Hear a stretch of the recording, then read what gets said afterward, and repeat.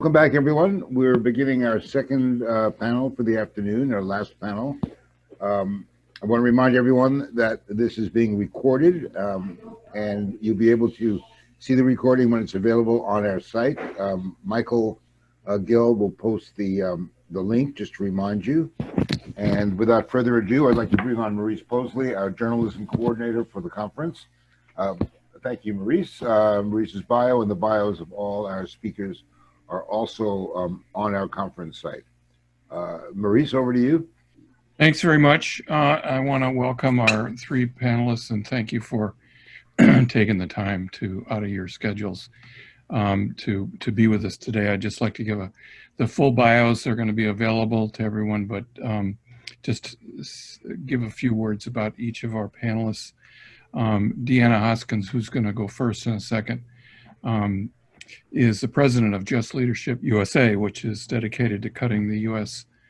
correctional population in half by 2030.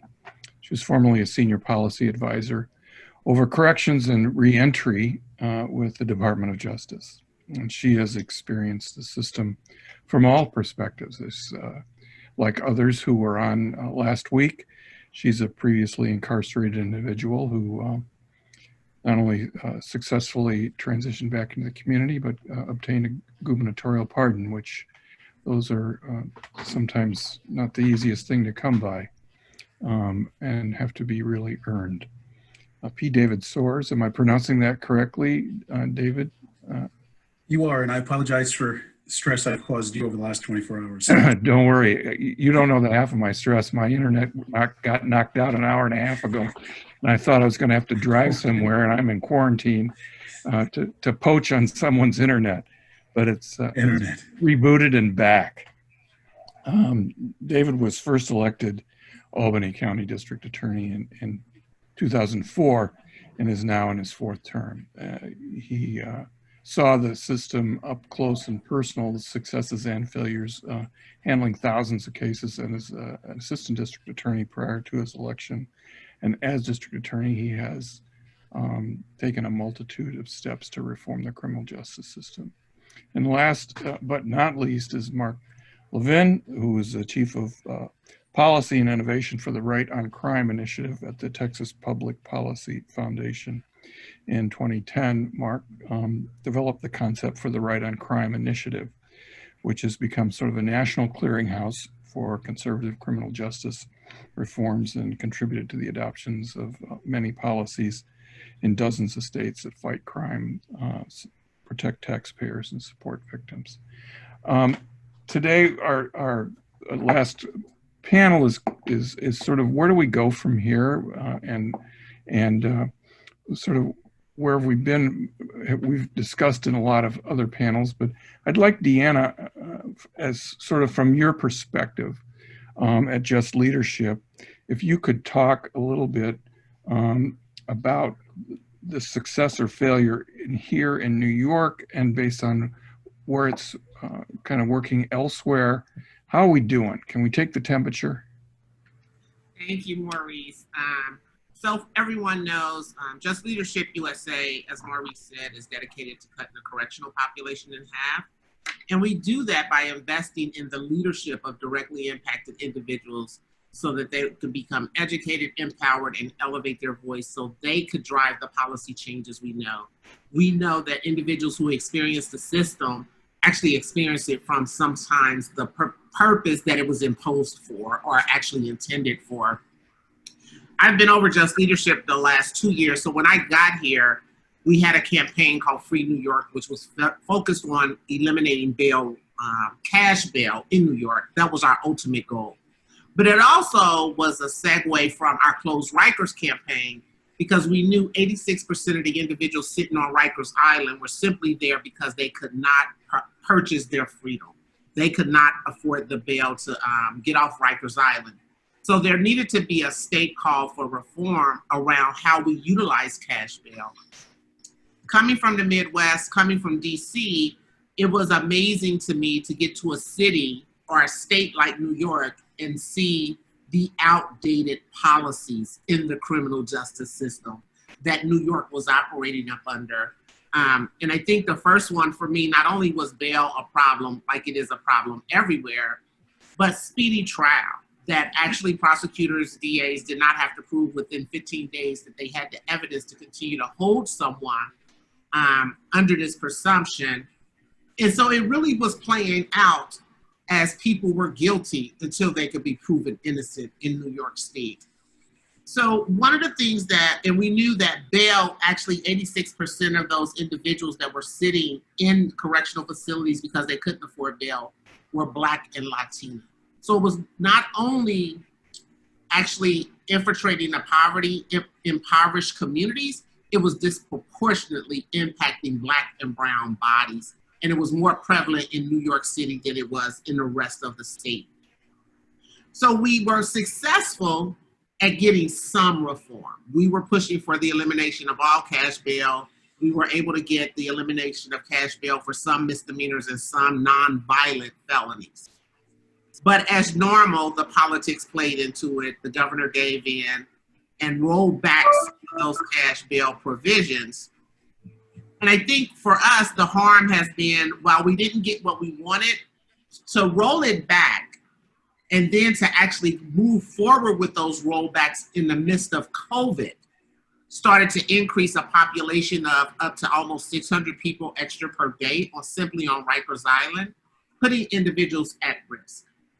Another thing we did not get was with the speedy trial, prosecutors could ask for an extension. I'm looking at David. DAs, you could ask for an extension over that first 15 days to continue moving it, but you have to prove that you actually had the evidence to continue to hold someone.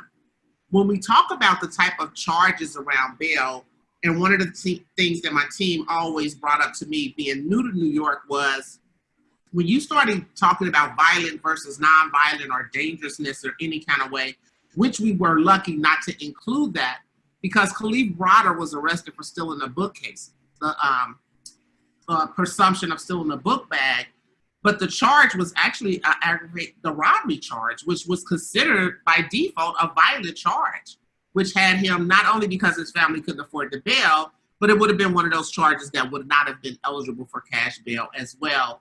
But we simply see how the act does not align with the actual charge that is actually implemented around dollar amount. And those were the things I was used to. One of the things that we also saw that came out of it, making sure people had a presumption of innocence before and then proven guilty, but also while it failed to eliminate the money detainer. And that was the biggest one for us. That attaching someone's freedom to their ability to pay is still disproportionately impacting individuals who we know cycle into the criminal justice system. We know there is a poverty to prison pipeline, and that Black and brown people fall into that pipeline. It also did not protect the due process. And me trying to understand more of what does that look like, for us, it didn't protect against the abuses of the prosecutor. Because with due process, a prosecutor could say they're ready for trial and then not be ready for trial, and it resets that process clock all over again. So we were really trying to eliminate some of the loopholes. So the fight continues with Advocate. Just Leadership is still training, but actually coming back to the drawing board saying, how do we protect the individuals who are caught up in this system? Don't get us wrong.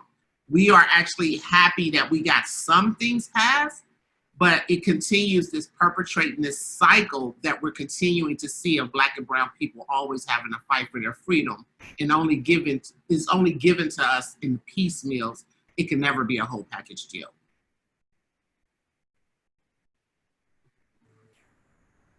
You're on mute, Maurice. Oh. Excuse me. I lose track of where I am. Thanks very much. Something you said I'd like to use as a lead-in for David, and that is, you know, the charge sort of accurately representing what is alleged to have occurred. And, you know, that's one of the criticisms I think that people have raised to prosecutors, is the idea of overcharging, because it gives them some negotiating territory to negotiate downward to get the plea to, and as we know, 90+% of cases are resolved by pleas, and if they weren't, we'd collapse, even be more disastrous than COVID. So, you know, I sort of pose that as a lead-in in terms of, has the idea of what charges to bring in relation to the Bail Reform Act, has that had any, is there any correlation in terms of how you're looking at it? No. And before I move on, let me just say to DeAnna, I'm a big fan and so nice to be on a panel with you. And I think we should talk, because you'd be surprised that we have probably a lot more in common than we do not. And I want to be very clear that as I'm speaking here, look, I'm speaking for the very county that I'm responsible for, and I'm not speaking for everyone's practice. And so I can't sit here and dispute with DeAnna about an experience that she's probably familiar with in a different jurisdiction. But let me tell you why overcharging is not effective for the purposes that you've just outlined. You want to get it right because you want to be dealing with the same set of facts. Ultimately, the burden of proof is on you. And the idea of taking on a burden that we would not be able to sustain it's first and foremost, it's unethical. And why would we want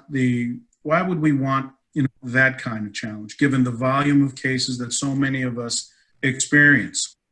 I think, if we're talking about bail reform, because the charge here and the title is, bail reform, where do we go from here? I think we have to talk about where we were with bail. And again, I can agree with a lot of things that DeAnna has said. So I think today, for myself and for other members of the District Attorneys Association, I think we weren't disagreeable with the meal, right? I think we all like lasagna. I just can't stand my sister's lasagna. So that has to do with both the chef as well as the ingredients. And I think that when it came to this reform, for prosecutors like myself, I've been saying since the beginning of my career we needed reform by way of discovery. There's no reason why a defense attorney should ever walk in and have a conversation without being able to provide information to his or her client, because they're making the most important decision that they're ever going to make in their life, right? So there's no disagreement there. I think the process was a very. I think the process was a very horrible. There were no hearings. You didn't have an opportunity to hear from both the activist community. You didn't have an opportunity to hear from victims of crime. You certainly didn't hear from law enforcement and prosecutors. And so what we got was a very simple bill to address a very complicated problem. And as you could probably guess, when that's the process, no one's going to be satisfied. Because as DeAnna's talking about not getting what she wanted, I'm sitting here like, yo, you got everything, right? But that's not how it feels, and I understand that. And so I can't remember another time in history where the state went forward and passed a piece of legislation as important in a governor's bill, only to then turn around several months later and go back and make the "I told you so" amendments. The one thing that I would do, I'd be doing a disservice to my community if I didn't state this for everyone in the audience today who's participating here. The downstate process is a different country than the upstate process. You'd swear we were operating in different states where I have town courts about an hour and a half to 2 hours away from me in counties that are very, very large. Other DAs experience the same things. And in town courts, you don't have judges that are legally trained. You could be the dog catcher as well as, take the bench at 5 o'clock.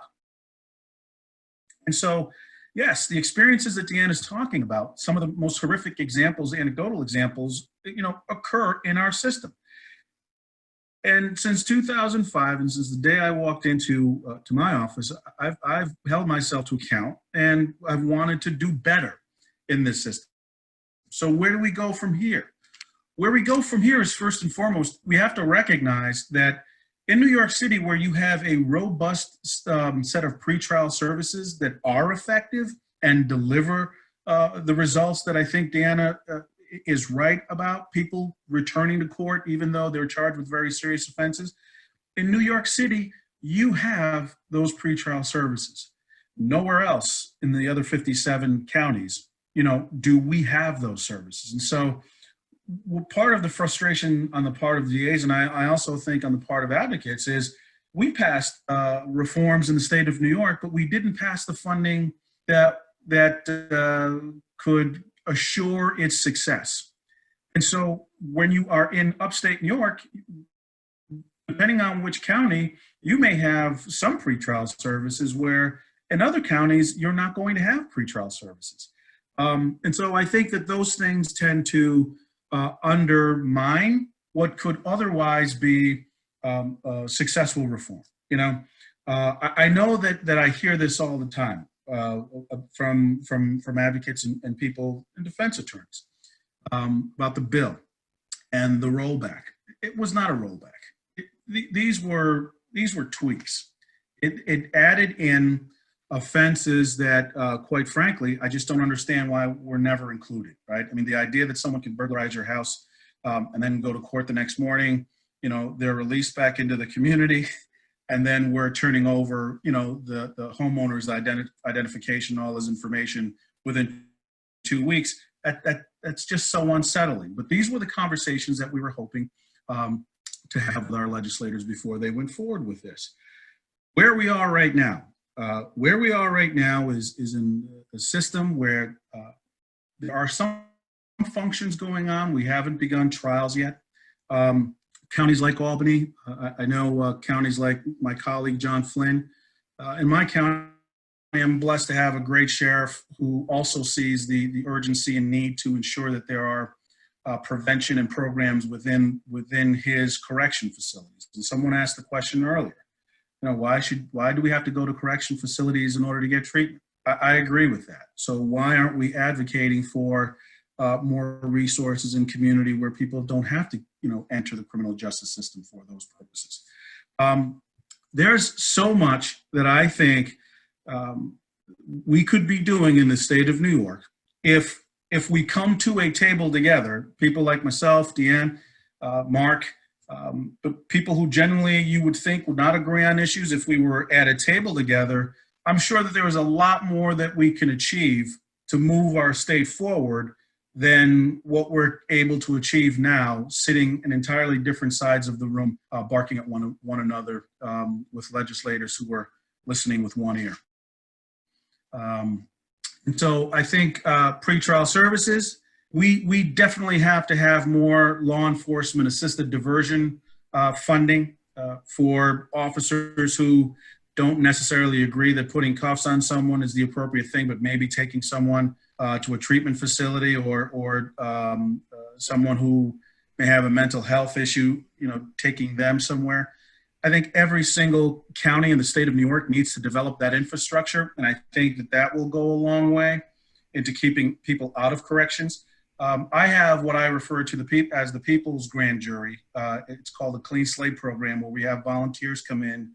And I think where we went wrong with raise the age, capping it at 17, we now take 18 to 24-year-old young people and who are charged with felonies. And instead of moving them into the system, we put them before this diversion board, and they're getting treatment and they're getting access to opportunities and mentoring that they would not have had. So we're limited by our own creativity. If we're creative, we can incorporate a lot of these processes that I think will help achieve the goal that DeAnna is looking to achieve by 2030. But it requires more than just palm card reforms. It requires actual investment. It requires investment. And I'll say again, in New York City, the model that they have in New York City doesn't exist in other places, but we need to make sure that they do.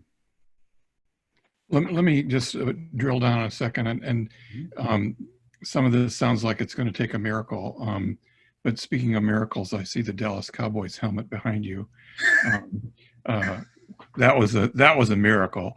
I digress. I'll take it. And that's, I don't know about Mark, but coming from Texas, I thought I'd throw that dig in there. It feels like, and listening to what DeAnna is saying, that we need a culture shift as much as we need an infusion of money and resources. And I'm wondering what you think about the role of district attorneys, because you're in this, because, you know, you're the guy with the white hat and is responsible for getting the bad guy. I mean, sort of, and protecting us and making us feel safe in our communities. But how do you change? I'm actually the guy with the silver helmet, but I will tell, 16 years ago, I walked into an association that didn't want me there. Okay. That I was practically removed from my own association meeting, just to give you an idea of how conservative and entrenched in old practices that our DAs in our state were. Today, I can tell you that we are responsible, right, for having one of the safest states and also having a declining, prison population. Now, having, a declining prison population, right, and lowering crime, it didn't come from motions to dismiss from the defense bar. It come from the embrace of a lot of alternatives to incarceration.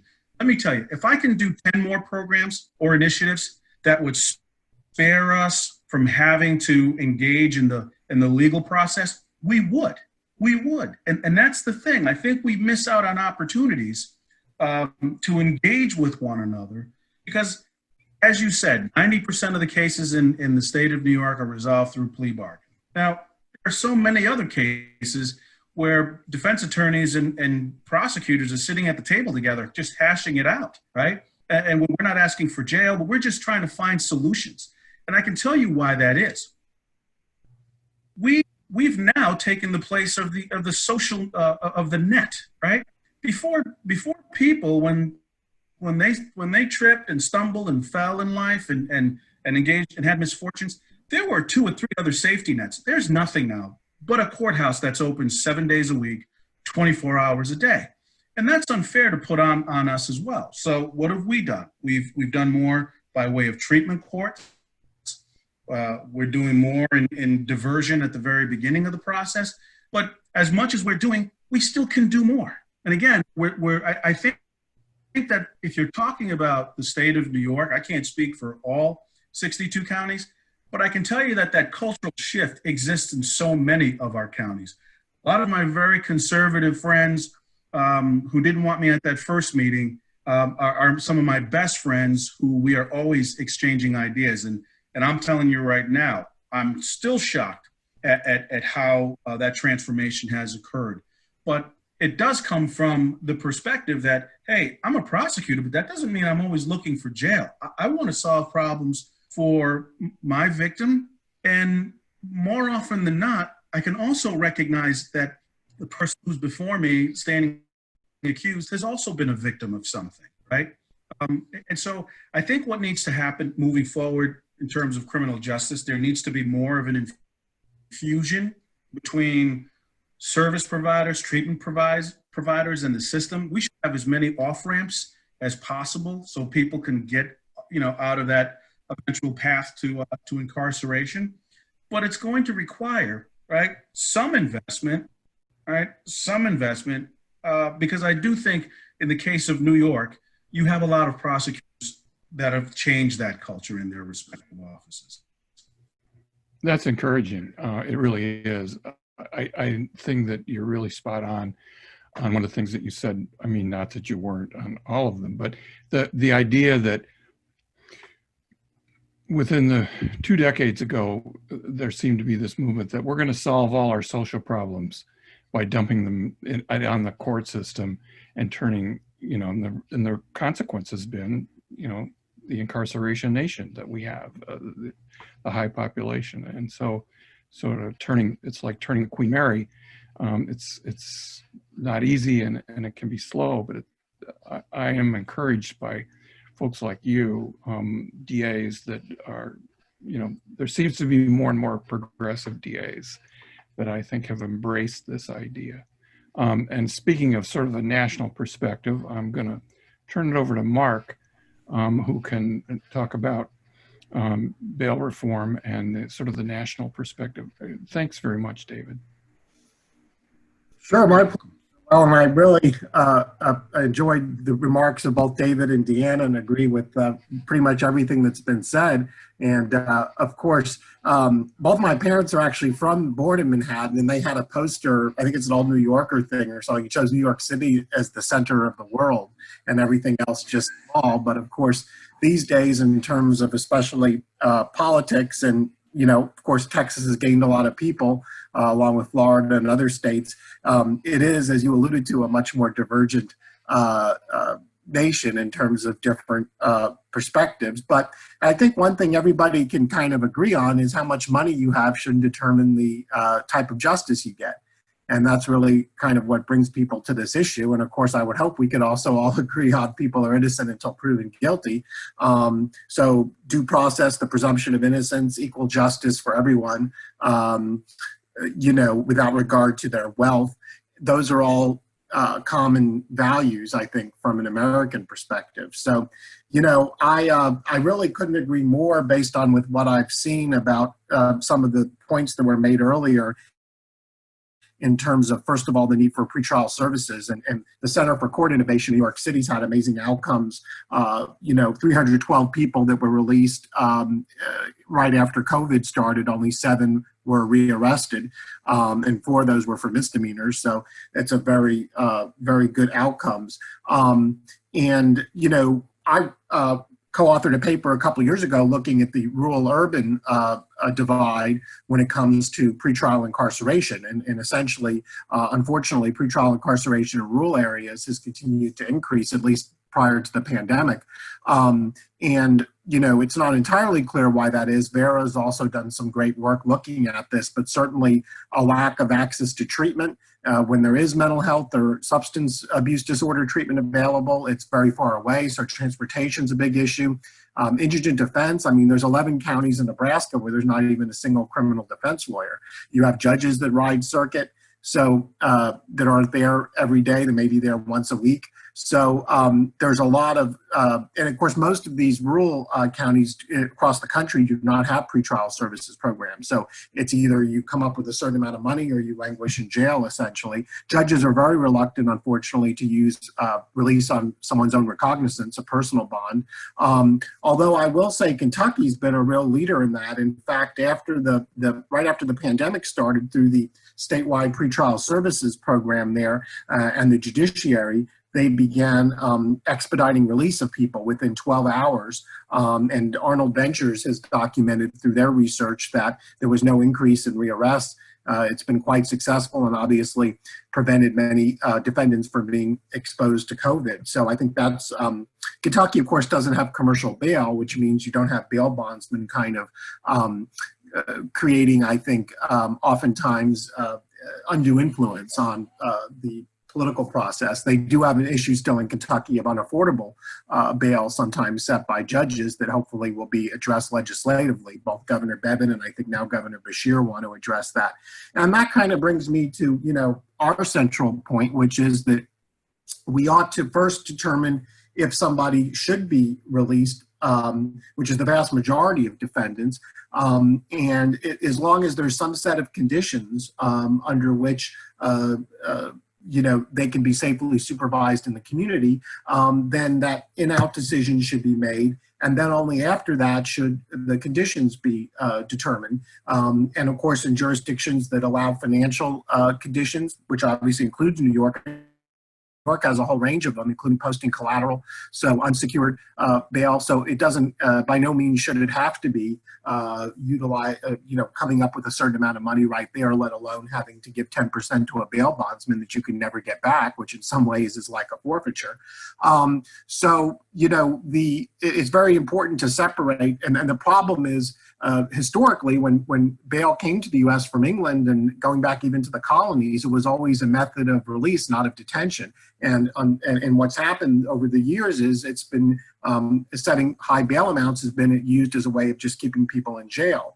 And it obviously has a very disparate impact based on wealth and is really divorced from an objective assessment. And of course, that's another area of controversy as we look to legislation across the country, the use of actuarial risk assessments. And certainly we think it's very important to make sure that those assessments are validated on the specific populations, that they don't include proxies for race or socioeconomic status. And so, for example, you can exclude prior drug convictions from those, because we know that depends in large part on, where people live or whether they have enough money to get their drugs surreptitiously, how policed their areas are as to whether they happen to get a drug possession conviction, because basically people of all races use drugs in the same amounts, but there's very different rates of actually having that conviction on your record. So I think that we are hopeful that additional states will adopt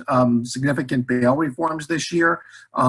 There's certainly some, and we can perhaps get more into this in the Q&A session, but there has been some negative media attention, on New York in particular. And I think, alluding to where I started, I think there's a predisposition in the part of some parts of the country to be skeptical of anything associated with New York, or for that matter, California, which is having a referendum in November.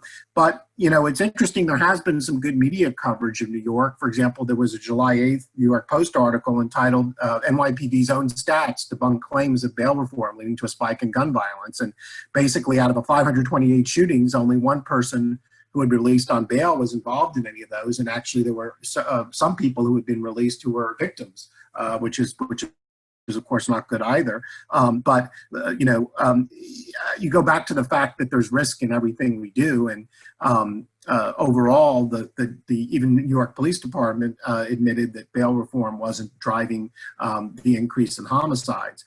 So, but despite that, there certainly is some sources of pushback. Some of you may have seen just earlier this week in Florida, there was a proposal unveiled by the governor that, among many other things, including using RICO against protesters, also called for a presumption against bail for anyone involved in disorderly conduct, which kind of is at odds with the state constitutional provision and the U.S. Constitution, U.S. Supreme Court decisions going back to Salerno saying there's a presumption in favor of release for everybody.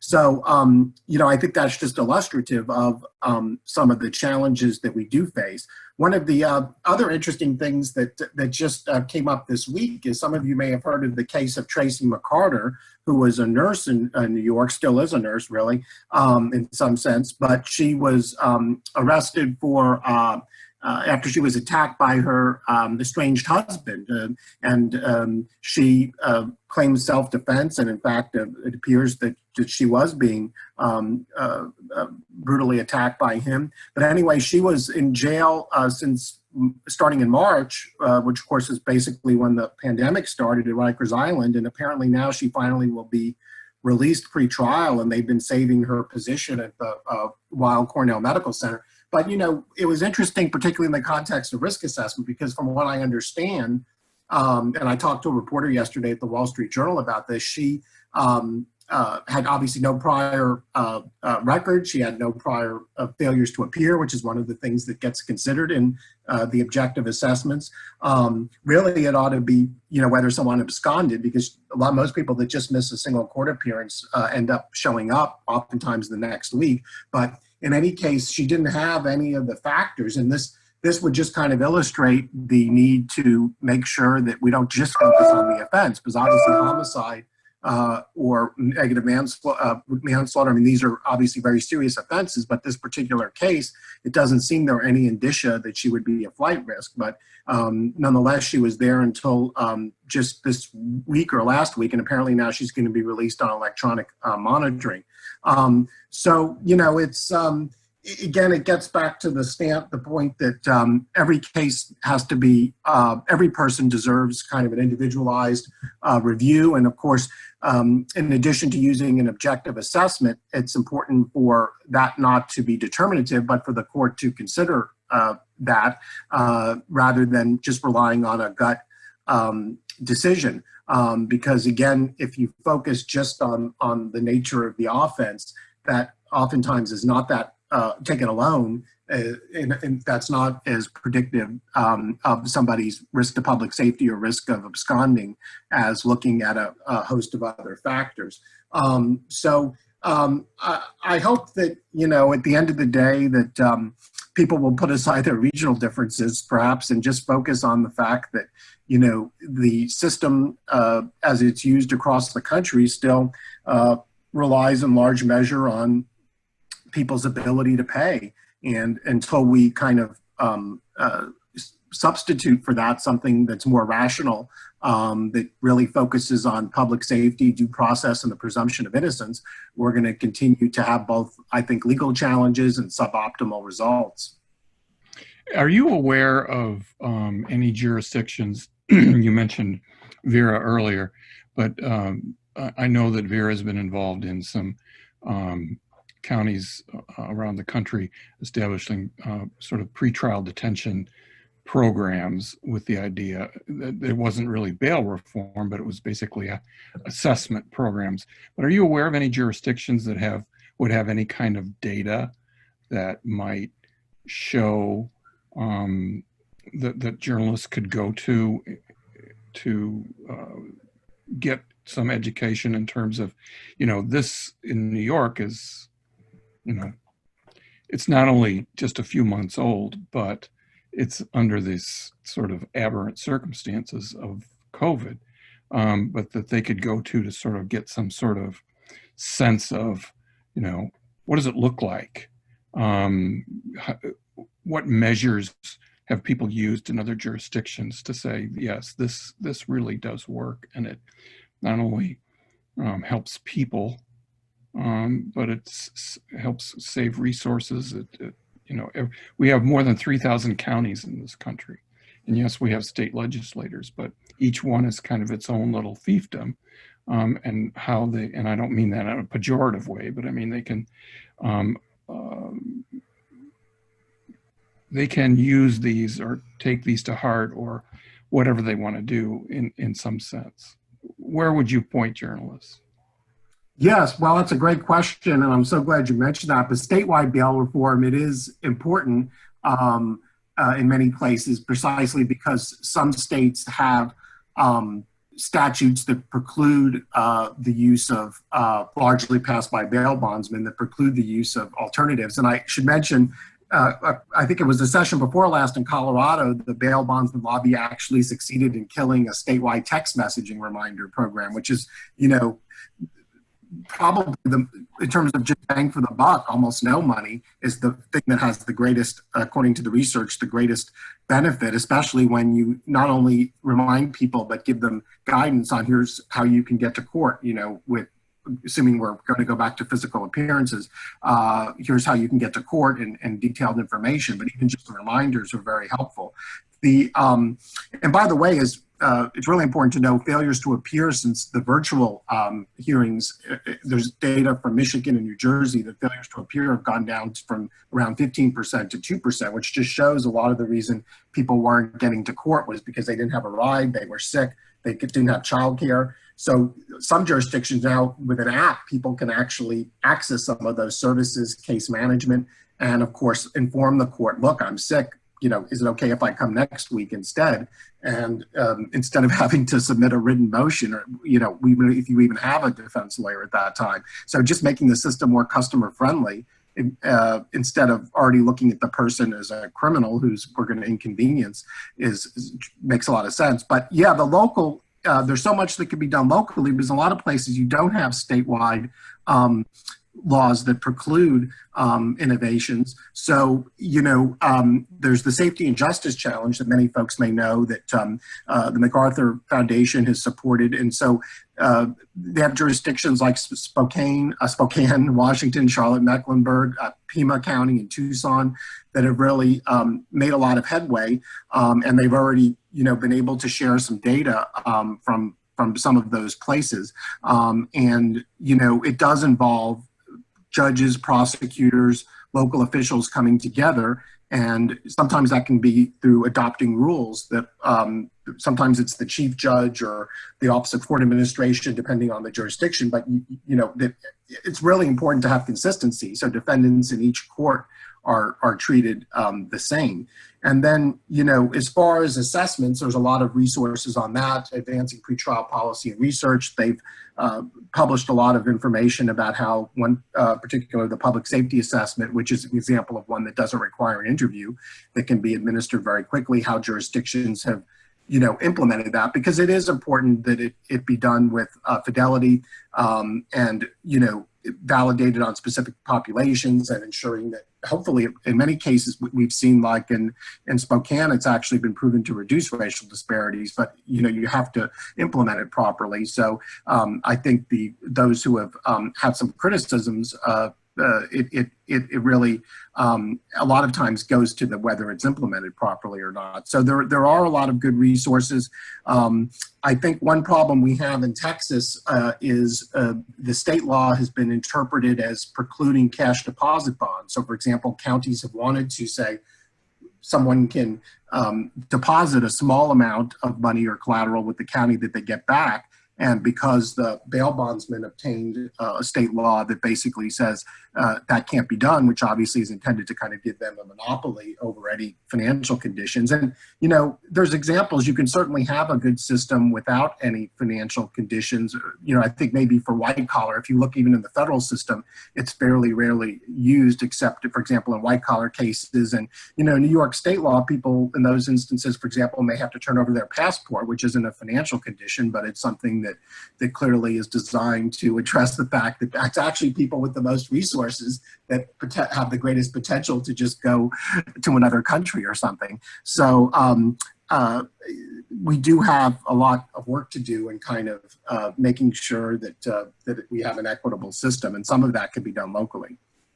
David, that leads me to a question I'd like to ask you, and anyone who has questions should please put something in the Q&A. And that is, you know, the old time-worn saying is necessity is the mother of invention. And the idea that there's a reduction in the virtual system has increased response from people because they don't have to deal with childcare or, you know, job issues, that sort of thing. Do you see sort of anything coming out of this horrible, you know, pandemic in terms of how the system is administered that could make things better, that you might not have been, you know, exposed to? You got to unmute yourself.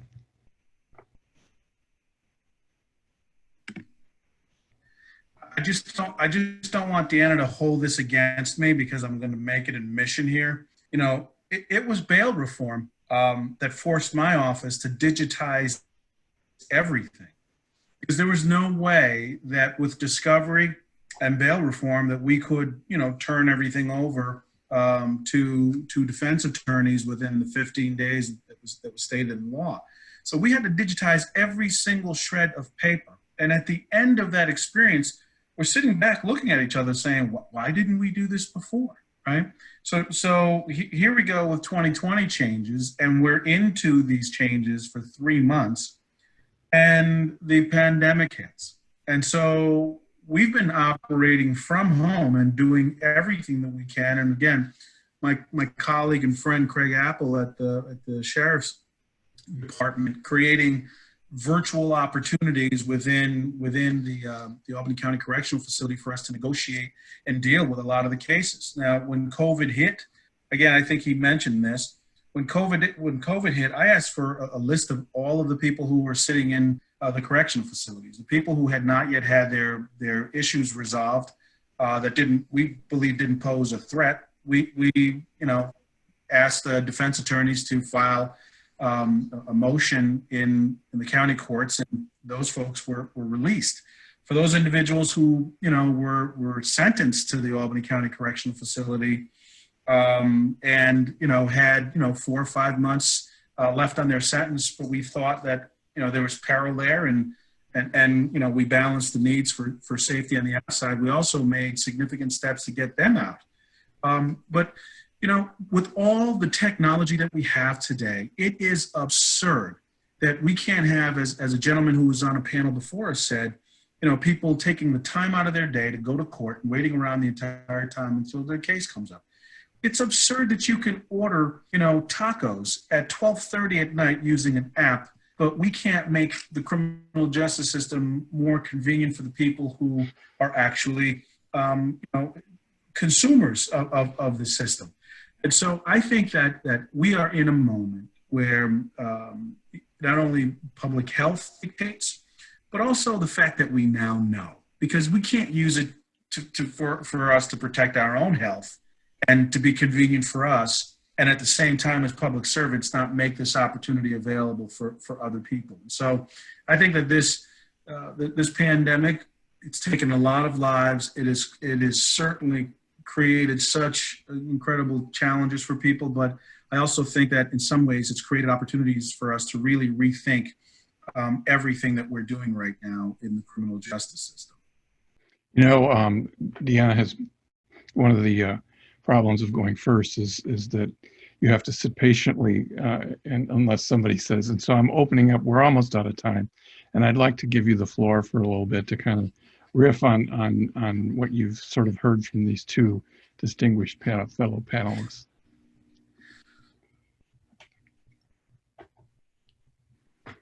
First, I want to say totally agree with what David and Marc both said, but I think also what we see is a pattern. David mentioned it, and I wrote it down, that he said when he even first showed up in his association, how he was unwanted. And then Marc talked about how even at bail reform of people being out, it was NYPD's own data that pushed back on the narrative of bail reform is causing more crime. I think we have to be honest about the pink elephant. All these policies are there, but it's essentially to keep control of a certain segment of population, which is why we get the struggle, which is why, we're getting so much pushback. But the fact that David said he was able to digitize, and here's New York City, the biggest one downstate, and I'm sitting here like, why are people sitting on Rikers Island? Why aren't you progressive? And it's as if that's an invisible population. It doesn't matter to meet their needs, to meet their human needs. And that's why for advocates, it takes allies like David for us, allies like Marc, because sometimes we could say something that Marc can dig a little deeper, or David coming from a DA is very non-traditional. But if we're gonna keep moving, it is these conversations, and I agree with David. It's time for us to create our own table, because when we go to do legislation, advocates come with their legislative, not understanding what DAs and other people may be bound by, and how do we actually come to some kind of consensus that we actually move the agenda together. I personally think it would be hard with law enforcement because our voices have never been respected as being directly impacted people. Our voices have never been considered as the experts in the room because we're the ones that everyone has been fighting against to try to keep the rest of society safe. And now to say that we are the experts in the room on how these policies play out. We're the experts in the room when we talk about the harms of bail reform, speedy trial. If there's a presumption of innocence until proven guilty, the majority of time what we see, the majority of the time is we destroy people's lives only for them to be found innocent later. But we've taken everything. They've lost their job, their housing because they couldn't afford the bail, and there's no restitution to make that person whole again. So now we have to ask ourselves, when we destroy people's lives like that, do we as a system start to create a system of criminal activity that's based on survival? Because we cause some of the harm for people to actually be able to meet their basic human needs. There's a lot of people who get arrested under the presumption, get acquitted, but are now homeless, don't have a job, and they're just released from jail. Okay, you're innocent, go on. No, you just destroyed my life. I have nothing. How do I even survive from this point? How do I even try to rebuild what little I had? Nobody's taking any of that into account. And those are the type of things we are saying that the system is causing harm by the way the policies are set up. And we have to figure out how do we do this better, that the human dignity of the people who are being accused is actually preserved. Excellent. And I think that, you know, one of the things that we have to keep in mind is that these people that are being arrested, they're not just in a vacuum. They have families, they have relatives, they have people who are dependent upon them and upon whom they are dependent. And to, you know, we had a fellow that was going to participate on our panel last week, and then through circumstances of which I still don't know, wasn't able to, but he had been arrested and was on Rikers for almost 2 years before he was acquitted, and it was a drug charge, and it was clearly, the evidence was, you know, that it was a mistake. There was no crime that actually occurred, but the penalty was 18 to 20 months or whatever it was of isolation from his family. And it doesn't take long, as you know, the cascade to begin. Listen, we're really out of time. We could do this probably for at least another hour, but I know that you all are busy, and I really appreciate your time, taking the time to speak to us, to the journalists, to everyone. And I hope to speak to you all again soon. Thank you. Thank you. So nice to see you all. DeAnna, Thanks, David and Mark. See you guys.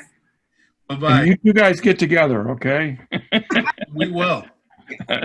Let me add my thanks to everybody for a wonderful, wonderful afternoon of session and speaking. I hope the conversation will continue. I want to repeat again that recording of today's session will be available shortly on our website. We'll let you know.